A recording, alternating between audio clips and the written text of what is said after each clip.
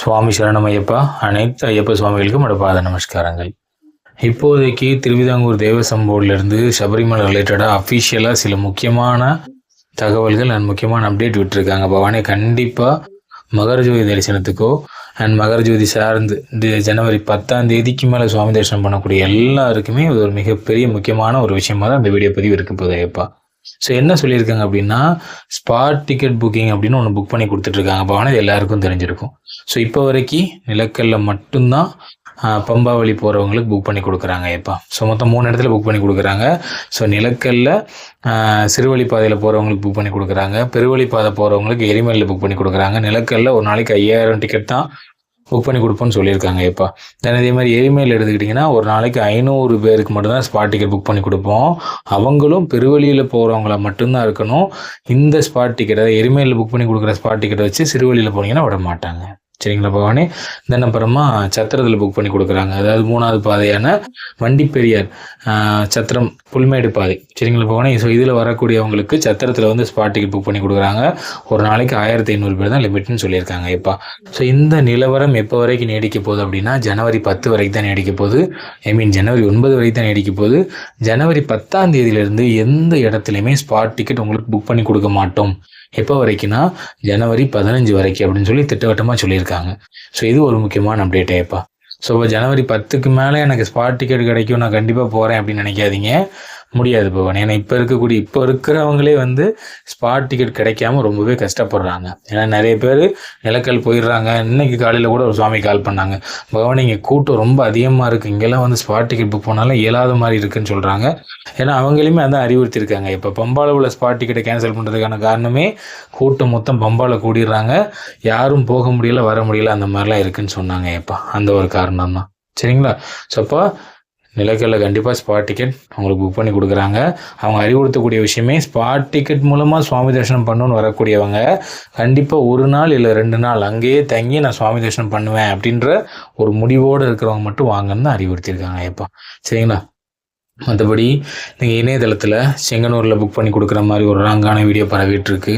தென் அதே மாதிரி original Aadhaar card இருந்தாலே போதும், பம்பா புண்ணினா உங்களை அனுமதிச்சிருவாங்க அப்படின்னு ஒரு வீடியோலாம் பரவிட்டுருக்கு. இதெல்லாம் நம்ப வேண்டாம் ஏப்பா. இதெல்லாம் முற்றிலும் பொய்யான தகவல். சரிங்களா. ஸோ மொத்தமே 3 இடத்துல தான் ஸ்பாட் டிக்கெட் புக் பண்ணி கொடுக்குறாங்க. அதோட லிமிடேஷன் சொல்லிட்டேன். இந்த 3 இடத்துலையுமே கான்ஸ்டன்டாக நிப்பாட்டிடுவாங்க. எப்போன்னா ஜனவரி 10 15 வரைக்கும் எந்த இடத்துலையும் ஸ்பாட் டிக்கெட் புக்கிங் பண்ணி தர மாட்டாங்க எப்பா. தென் அப்புறமா 2வது விஷயம் என்ன அப்படின்னா, மகரஜோதி தரிசனம் அன்னைக்கு ஒன்லி 50,000 சுவாமிமார்களுக்கு மட்டும்தான் விர்ச்சுவல் கியூ டிக்கெட் ஓப்பன் ஆக போகுது. இன்னும் ஒரு சில நாளில் ஓப்பன் ஆயிரும். சரிங்களா பகவானே. ஸோ அப்போ மகரஜோதி தரிசனத்துக்கு போகணும்னு நினைக்கிறவங்க கம்பல்சரி ரொம்ப சீக்கிரமாக புக் பண்ணிடுங்க இப்போ.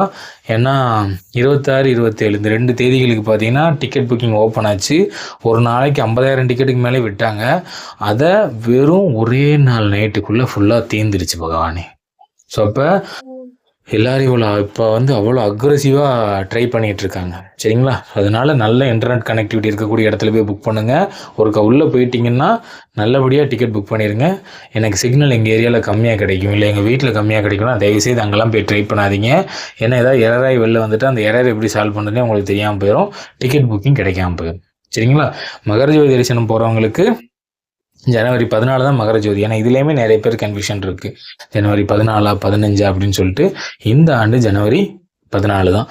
ஏன் மாறுது அப்படின்றது குறித்து நம்ம தெளிவாக இன்னொரு வீடியோவில் பேசுவோம் இப்போ. சரிங்களா. அடுத்த அப்டேட் என்ன அப்படின்னா, ஜனவரி 15 ஒரு நாளைக்கு 40,000 டிக்கெட் மட்டும்தான் ரிலீஸ் பண்ண போகிறாங்க. அதாவது 14க்கு 50,000, ஜனவரி 15க்கு 40,000 பேர் தான் அனுமதி அப்படின்னு சொல்லியிருக்காங்க ஏப்பா. சரிங்களா.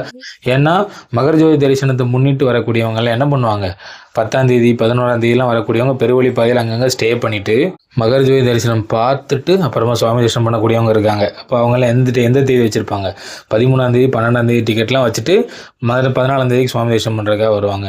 இன்னொரு சார் என்னென்னா போய் சுவாமி தரிசனம் பண்ணிவிட்டு அந்த அப்புறமா வெயிட் பண்ணி மகரஜோதி தரிசனம் பார்த்துட்டு கிளம்பக்கூடியவங்க. ஸோ அப்போ எப்படி பார்த்தாலுமே பக்தோட வருகை ரொம்ப அதிகமாக இருக்கும் அப்படின்ற ஒரு காரணத்தினால என்ன செஞ்சுருக்காங்கன்னா இந்த மாதிரி லிமிடேஷன்ஸ்லாம் கொண்டு வந்திருக்காங்க. இப்போ அவங்களே இல்லை கூடுதல் விவரங்களை என்ன சொல்லியிருக்காங்கன்னா, தயவு செய்து 14, 15 இந்த 2 நாளுக்கு பெண்கள் குழந்தைகள் யாரும் வர வேண்டாம் அப்படின்னு சொல்லியிருக்காங்க. சரிங்களா? அதாவது பெண்களோட ஏஜ் லிமிட் உங்களுக்கு தெரிஞ்சிருக்கும். சின்ன குழந்தைங்க 10 வயதுக்கு உட்பட்டவங்க அனுமதி, 50 வயதிற்கு மேற்பட்டவங்க அனுமதி. இந்த 2 சாரருமே தயவுசெய்து 14, 15 தேர்ந்தெடுக்க வேண்டாம் அப்படின்னு சொல்லிட்டு அவங்களே அறிவுறுத்தியிருக்காங்க. தென் மணிகண்ட சுவாமிகள் வர வேண்டாம். அதாவது குழந்தை சுவாமிகள் இருப்பாங்கல்ல, 1லேருந்து 10 வயதுக்கு உட்பட்ட குழந்தைங்கள். பொதுவாகவே யாரால அவங்கள பார்த்துக்க முடியாதோ, ஒரு வாலிபர் அப்படின்னா என்ன பண்ணுவார், மேபி அவர் எங்கேயாவது மிஸ் ஆகிட்டா கூட அவரே என்ன பண்ணிடுவார், உங்களை தேடி வர்றது அந்த மாதிரியான ஒரு நாலேஜ்லாம் இருக்கும்ல. அப்படிப்பட்டவங்க தான் கொஞ்சம் பெரியவங்க. சரிங்களா? அப்படி இல்லாதவங்க யாராக இருந்தாலும் தயவுசெய்து 14, 15 பிளான் பண்ணாதீங்கன்னு அவங்களே அறிவுறுத்தியிருக்காங்க எப்பா. சரிங்களா? ஸோ இப்போ இந்த நேரத்தில் நம்ம செய்ய வேண்டிய, நம்ம தெரிஞ்சிக்க வேண்டிய முக்கியமான விஷயம். ஸோ அப்போ கண்டிப்பாக இன்னும் ஒரு சில நாட்களில் நம்மளுக்கான மகரஜோதி தரிசனத்துக்கான விர்ச்சுவல் கியூ டிக்கெட் 11ஆம் தேதியிலேருந்து கிட்டத்தட்ட 19ஆம் தேதி வரைக்கும் ஓப்பன் ஆக போகுது எப்பா. ஸோ இப்போ ரொம்ப ஃபோக்கஸ்டாக இருக்க வேண்டியது 11, 12, 13, 14, 15. ஏன்னா 14, 15க்கு ஆல்ரெடி ரிக்வயர்மெண்ட்டை குறைச்சிட்டாங்க.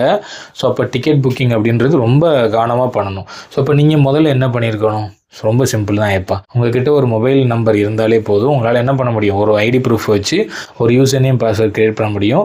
இதில் உங்கள் கூட வரக்கூடிய சுவாமிகளை 10 சுவாமிகள் வரைக்கும் ஆட் பண்ண முடியும். ஒரு ஐடிக்கு 10 பேர் வரைக்கும் டிக்கெட் புக் பண்ணிக்க முடியும். ஸோ இப்போ டிக்கெட் புக் பண்ணணும் அப்படின்னு நீங்கள் விருப்பப்பட்டீங்கன்னா கண்டிப்பாக எப்போ ஓப்பன் ஆக போகுதுன்றதை கண்டிப்பாக 2 to 3 ஹவர்ஸ் பிஃபோராக தான் நம்ம சந்தையில் அறிவுறுத்திடுவோம் எப்போ.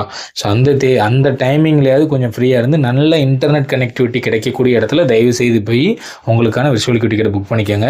நான் அப்போ தான் போய் பதிவேன், நான் அப்போ தான் எல்லாரையும் ஆட் பண்ணுவேன்னா கண்டிப்பாக டிக்கெட் புக்கிங்காக மறந்துடுங்க எப்போ. ஏன்னா ரொம்ப ஸ்ட்ரிக்டாக இருக்க ஆரம்பிச்சிட்டாங்க பவானே. அது மகரஜோதி தரிசனம் அந்த மாதிரி டைமில் வரக்கூடியவங்கள்லாம் ரொம்ப கடினமான சில விஷயங்கள் நடக்கிறதுக்கு நிறைய வாய்ப்பு இருக்குது. ஸோ அப்போ நம்ம அதிலெல்லாம் சிக்காமல் தெளிவாக போய் யோசித்து முடிவு எடுத்துருங்க எப்பா. ஸோ இப்போ வரைக்குமே அங்கே கடினமான சூழ்நிலைகள் தான் நிலவிக்கிட்டு இருக்கேப்பா. அடிப்படை வசதிகளே இல்லாமல் நிறைய பேர் கஷ்டப்படுறாங்க. நிறைய பேர் டிக்கெட் கிடைக்காம ஸ்பாட் டிக்கெட் புக்கிங் அப்படின்னு போய் நிறைய பேர் நின்றுட்டுருக்காங்க. ஸோ உணவுக்கும் அடிப்படையான சில விஷயங்களுக்குமே கஷ்டம் நிலவிட்டு இருக்கு. ஸோ போகக்கூடிய சுவாமிமார்கள், ஏன்னா மகர விளக்கு காலத்தில் இன்னும் பக்தர்கள் வருகை அதிகமாக இருக்கும். ஏன்னா கார்த்திகை 1 தான் பெரும்பாலும் எல்லாம் மாலை அணிகிறாங்கன்னா அவங்களோட விரதமே கண்டிப்பாக ஜனவரி 3ஆம் தேதி தான் பூர்த்தி ஆகும். ஸோ அதுக்கப்புறம் பார்த்தீங்கன்னா பக்தர்கள் வருகை இன்னும் பன்மடங்கு அதிகமாக இருக்கும். ஸோ போகக்கூடியவங்கள்லாம் கண்டிப்பான முறையில் உங்களுக்கான உணவு எடுத்துகிட்டு போங்க. தயவு செய்து ஒருத்தருக்கோ 2 பேருக்கோ உங்களால் முடிஞ்ச அன்னதான திருப்பணியை செஞ்சுட்டு சுவாமி தரிசனம் பண்ணுங்க ஏப்பா. ஸோ முடிஞ்சால் நம்ம சன்னதி நடத்தக்கூடிய அன்னதான திருப்பணி, அதை நம்மளை மாதிரி அங்கங்கே இருக்கக்கூடிய சாதாரண ஐயப்ப பக்தர்லாம் சேர்ந்து நடத்துகிறோம் பார்த்தீங்களா, இந்த அன்னதான திருப்பணியில் முடிஞ்சால் கலந்துக்கோங்க. ஜனவரி 7, 8, 9 ஆகிய 3 தேதிகளில் இருமுனைக்கரை, காலகட்டி ஆகிய 2 இடங்கள் நடைபெறுது பகவானே. ஏன்னா இந்த சூழலில் அன்னதானம் அப்படின்றது பிரதானமானது ஏப்பா. சரி, நல்லது பகவானே, நல்லதே நடக்கட்டுமா ஐயப்பா. சுவாமி சரணம் ஐயப்பா. பார்த்து நமஸ்காரம்.